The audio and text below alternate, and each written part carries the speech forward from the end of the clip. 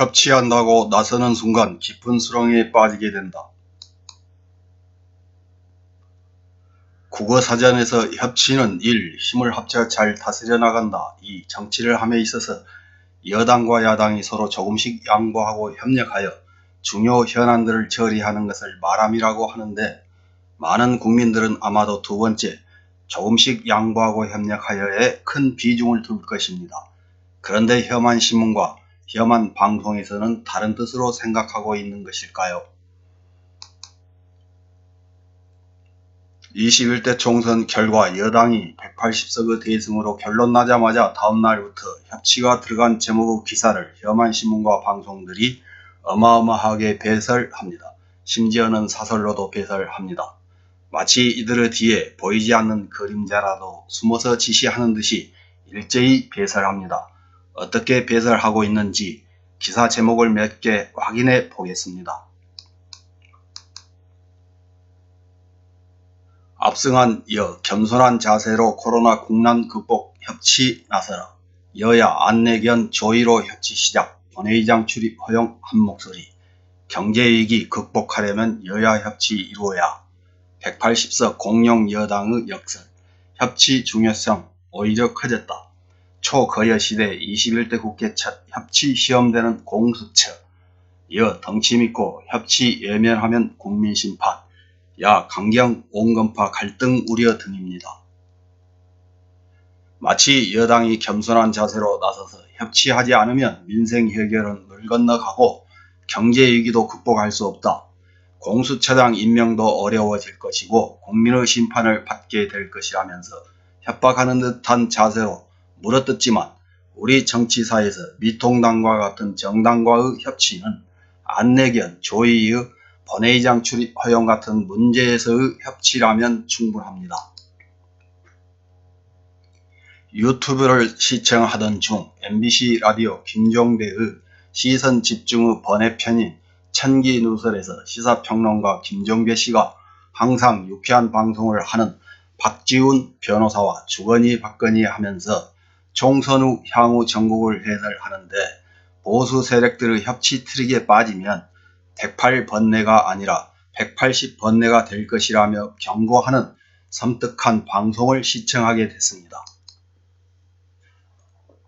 김종배 씨는 협치라는 용어가 진작부터 쓰이던 단어가 아니라 촛불혁명 뒤 느닷없이 나왔는데, 미통당에서 협치를 들고 나와도 진보 진영이나 여당에서도 별로 반박하지 않는 게 이해가 안 간다고 합니다. 협치는 정치적인 언어가 아니라 감성적인 언어이며, 연정은 국정에서 공통의 목표를 공유하면서 권한과 책임까지 지는 것이라고 설명합니다. 그러나 협치는 상당히 트릭이 깔려 있으며 민주주의 기본인 상호 존중 정신을 넘어서서 민주주의 원리를 절묘하게 애곡한다면서 우리 동의까지 다 받고 해라. 동의를 받지 않으면 일방적이고 폭주다 라고 합니다. 동의를 안 받으면 비토권을 행사할 것이고, 이것은 정당하다고 해버리면 권한은 행사하면서 책임은 안 지는 놀부심보가 된다고 합니다. 우리는 김종배 씨가 말한 놀부심보가 그냥 하는 걱정이 아니라는 것을 잘 알고 있습니다. 2018년 7월 문재인 정부 야당 인사가 포함된 협치내각 구성 방침에도 적폐청산이라는 미명하에 끊임없는 정치 보복이 계속되는 한 협치는 어렵다면서 버티던 자한당의 모습을 우리는 기억하고 있습니다.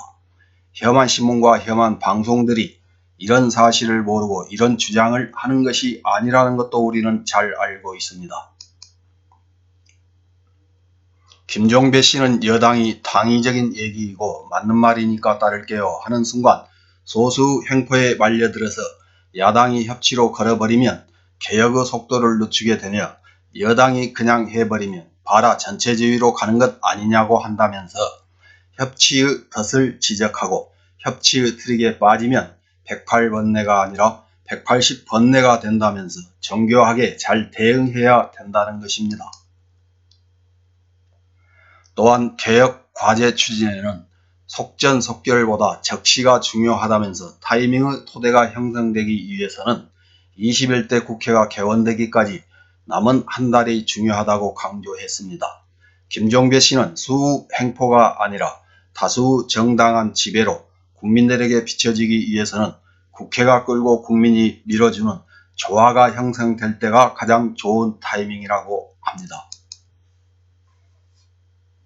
그렇다고 오래 끌라는 것은 아니며 당장 중요한 것은 코로나19 방역이나 긴급 재난지원금 처리라며 정부와 여당이 당장 급한 불을 끄고 적폐청산에 달려드는구나 하는 국민적 동의를 얻게 된다는 것입니다.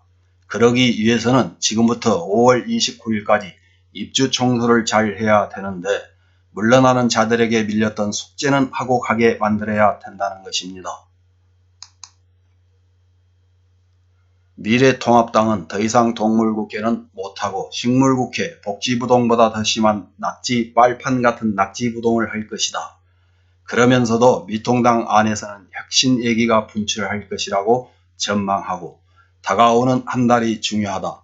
입주 청소를 잘 해야 한다며 그러면 타이밍이 열리고 국회가 개원되면 공수처법 발동이 바로 이어져 사법제도 개혁에 팔을 걷어붙여야 한다고 했습니다. 이렇게 정상적인 사고를 가진 사람들은 여당의 이번 대승을 적폐청산을 적기에 신속하게 하라는 국민의 명령으로 받아들이고 있으며 협치로는 기대할 것이 없다고 합니다. 그런데 적폐의 대명사인 혐한신문, 방송들이 나서서 협치해야 된다는 배설물을 마치 대다수의 여론이라도 되는 양 쏟아내는데 그 목적이 무엇인지 경각심을 가지고 대처해야 될 것입니다. 마지막으로 혐한신문 방송이 배설한 기사 제목을 몇 개 더 확인해보고 마치겠습니다. 개헌 빼고 다 되는 거요. 독주냐 협치냐. 협치와 공존의 정치로 거듭나라. 열린우리당 반성. 말한 민주당. 협치냐 힘의 정치냐 갈림길. 압승에도 몸 낮춘 여. 민생위에 협치해달라. 거대 여당. 먼저 협치. 민생해결 21대 국회에 바란다. 정말 눈물겨운 제목들입니다. 감사합니다.